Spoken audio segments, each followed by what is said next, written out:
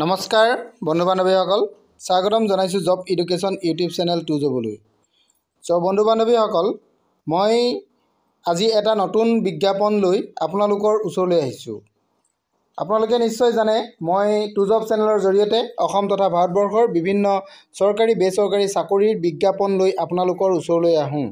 আজিও অসম পৰিবহণ বিভাগৰ এটা বিশেষ বিজ্ঞাপন লৈ আপোনালোকৰ ওচৰলৈ আহিছোঁ।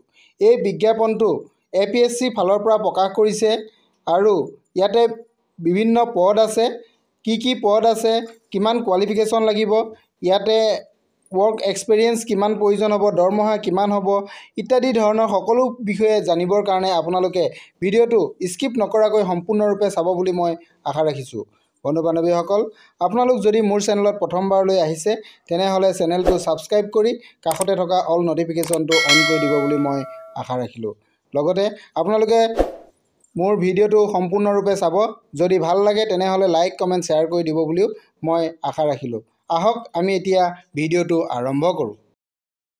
নমস্কাৰ বন্ধু বান্ধৱীসকল, মই গুগলত আহিছোঁ। গুগলত আহি ইয়াতে ছাৰ্চ কৰিব লাগিব। যিহেতু বিজ্ঞাপনটো APSC ফালৰ পৰা প্ৰকাশ কৰিছে, গতিকে মই ইয়াতে APSC লিখি ছাৰ্চ কৰিব লাগিব। ছাৰ্চ কৰি দিছোঁ। ছাৰ্চ কৰাৰ পাছত আপোনালোকে যিটো প্ৰথম ৱেবছাইট দেখা পাব, এইটো Assam public service commission APSC.nic.in এই ৱেবছাইটটো দেখা পাব। তাতে আপোনালোকে ক্লিক কৰি দিব। ক্লিক কৰাৰ লগে লগে APSCৰ যিটো অফিচিয়েল ৱেবছাইটটো আপোনালোকৰ অ'পেন হৈ যাব। অ'পেন হোৱাৰ পাছত আপোনালোকে ইয়াতে চাব ৰিক্ৰুইটমেণ্ট এডভাৰটাইজমেণ্ট। ইয়াতে দেখিব ৰিক্ৰুইটমেণ্ট এডভাৰটাইজমেণ্টছ বুলি এটা অপশ্যন পাব। সেই অপশ্যনত আপোনালোকে ক্লিক কৰি দিব। এই অপশ্যনত ক্লিক কৰাৰ লগে লগে যিমানখিনি APSC ফালৰ পৰা বিজ্ঞাপন আহিছে সকলোখিনি ইয়াতে লিংক পাব আপোনালোকে। আজি মই ইয়াৰে প্ৰথম যিটো দেখিছে আপোনাৰ motor vehicle inspector under transport department Assam, এইটো বিজ্ঞাপনৰ কাৰণে আজি মই আপোনালোকৰ ওচৰলৈ আহিছোঁ।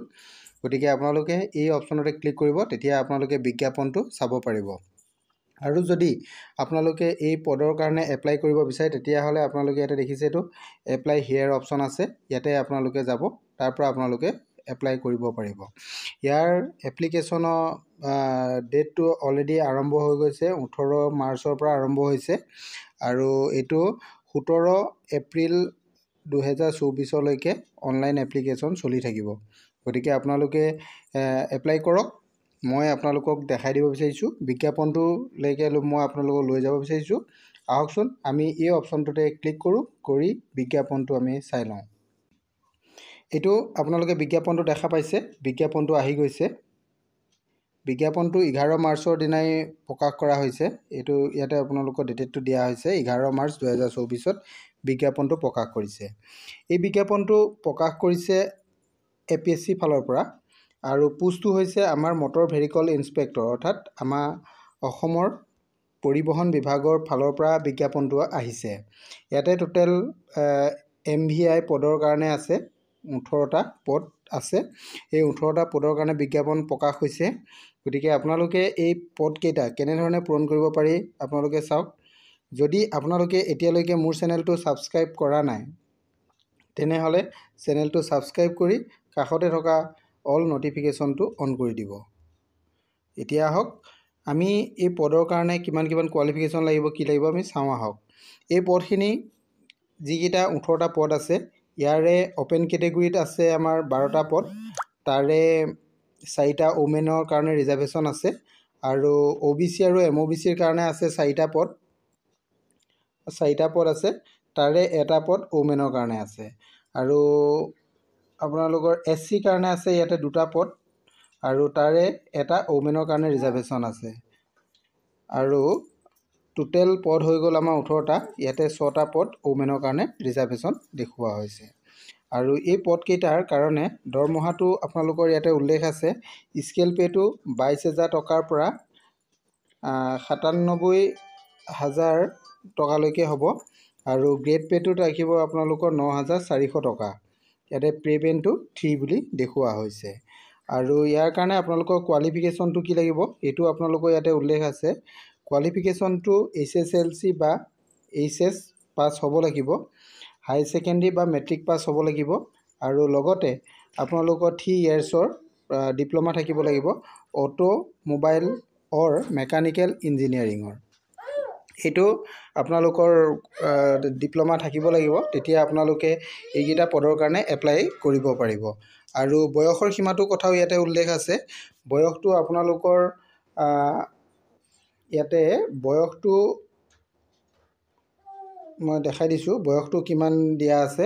বয়সটো আপোনালোকৰ ইয়াতে 21 বছৰ তলত হ'ব নালাগিব আৰু 38 বছৰৰ ওপৰত হ'ব নালাগিব। অৰ্থাৎ আপোনালোকৰ 21ৰ পৰা 38ৰ ভিতৰত যদি 1/1/2024লৈকে হয়, তেনেহ'লে আপোনালোকে এই পদৰ কাৰণে এপ্লাই কৰিব পাৰিব।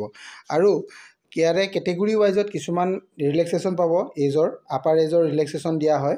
গতিকে ফাৰ্ষ্ট আমি দেখাইছোঁ এইটো 5 বছৰ থাকিব SC ST কাৰণে ৰিলেক্সেশ্যন আপাৰ এজ পাব, অৰ্থাৎ 43 ইয়াৰ্ছলৈকে SC ST কেণ্ডিডেটসকলে এপ্লাই কৰিব পাৰিব। আৰু যিসকল OBC কেণ্ডিডেট হয় তেওঁলোকৰ কাৰণে 3 বছৰ ৰিলেক্সেশ্যন দিয়া হ'ব। OBC আৰু MOBC কেণ্ডিডেটৰ কাৰণে 3 বছৰ, অৰ্থাৎ তেওঁলোকে 41 ইয়াৰ্ছলৈকে এইটো পদৰ কাৰণে এপ্লাই কৰিব পাৰিব। আৰু বাকী যিসকল এক্স ছাৰ্ভিচমেন আছে তেওঁলোকে 50 বয়সলৈকে এপ্লাই কৰিব পাৰিব, এইটো উল্লেখ আছে। আৰু লগতে ইয়াতে আনৰিজাৰ্ভৰ ৰিলেক্সেশ্যন নাপায়। গতিকে কেটেগৰী ৱাইজত আপোনালোকৰ যিখিনি ৰিলেক্সেশ্যন আছে এইখিনি গোটেইখিনি ইয়াতে উল্লেখ আছে, আপোনালোকে ভাল ধৰণে চাই ল'ব পাৰিব। এইখিনি হয়। আৰু ইয়াৰ কাৰণে আপোনালোকে অনলাইন এপ্লাই কৰিব লাগিব। আৰু ইয়াৰ পদৰ কাৰণে আপোনালোকে ইণ্ডিয়ান চিটিজেন হ'ব লাগিব, মাষ্ট বি ইণ্ডিয়ান চিটিজেন হ'ব লাগিব। আৰু আপোনালোকৰ এমপ্লয়মেণ্ট এক্সচেঞ্জৰ ৰেজিষ্ট্ৰেশ্যন থাকিব লাগিব। এইকেইটা বস্তু আপোনালোকৰ লাগিব। আৰু পাৰ্মানেণ্ট ৰেচিডেণ্ট ইন আছামৰ হ'ব লাগিব। এইকেইটা যদি হয় তেনেহ'লে আপোনালোকে এই পদৰ কাৰণে এপ্লাই কৰিব পাৰিব। Thank U.